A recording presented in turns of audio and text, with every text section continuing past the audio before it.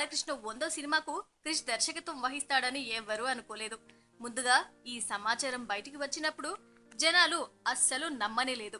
క్రిష్ ఏంటి, బాలయ్యను డైరెక్ట్ చేయడం ఏంటి అన్నారు. కానీ అది నిజమే అయింది. వీళ్ళిద్దరి కాంబినేషన్ లో ఒక ల్యాండ్ మార్క్ ఫిలిం వచ్చింది. అయితే అది 100వ సినిమాకు ఆ రకంగా సర్ప్రైజ్ చేసిన బాలయ్య 101వ సినిమా విషయంలో ఇంకో రకంగా సర్ప్రైజ్ ప్లాన్ చేశాడు.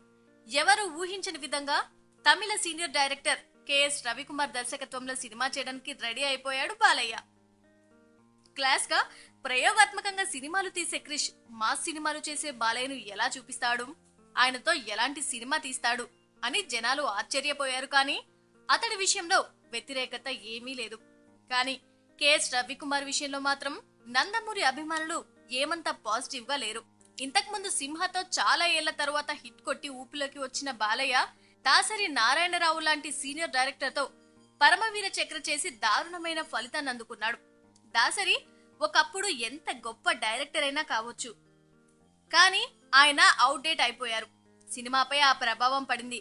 ఇక కెఎస్ రవికుమార్ ను దాసరితో పోల్చలేం, కానీ ఆయన కూడా దాదాపుగా అవుట్డేట్ అయిపోయారు. ఒకప్పుడు బ్లాక్ బాస్టర్లు ఇచ్చి ఉండొచ్చు, కానీ ఆయన నుంచి ఓ మోస్తారు సినిమా కూడా వచ్చి చాలా కాలం అయిపోయింది. రజనీతో చేసిన లింగ పరిస్థితి ఏంటో తెలిసిందే. తమిళ హీరోలే ఆయనతో పని చేయడానికి ఆసక్తి చూపట్లేదు. ఇలాంటి టైంలో బాలయ్య కేఎస్ కు గ్రీన్ సిగ్నల్ ఇవ్వడం ఆశ్చర్యం కలిగిస్తోంది. మరి బాలయ్య ఏ ధైర్యంతో ఆయనతో సినిమా చేస్తున్నాడో మరి. ఏంటండి, వీడియో నచ్చిందా? అయితే ఓ లైక్ వేసుకోండి, లేదంటే ఓ కామెంట్ చేయండి. ఎప్పటికప్పుడు మా వీడియోస్ చూడాలంటే సబ్స్క్రైబ్ చేసుకోండి.